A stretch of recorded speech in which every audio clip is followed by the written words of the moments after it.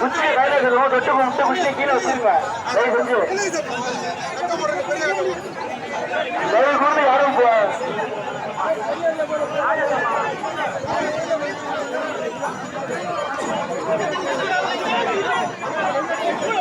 அம்மா கையில இருக்கிறத கீழே போடுங்க. பூக்கிட்ட போகாதீங்க.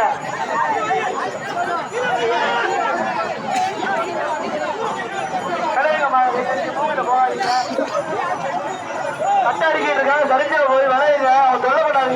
செஞ்சு வேலை பார்க்கறது கொஞ்சம் வருவாங்க.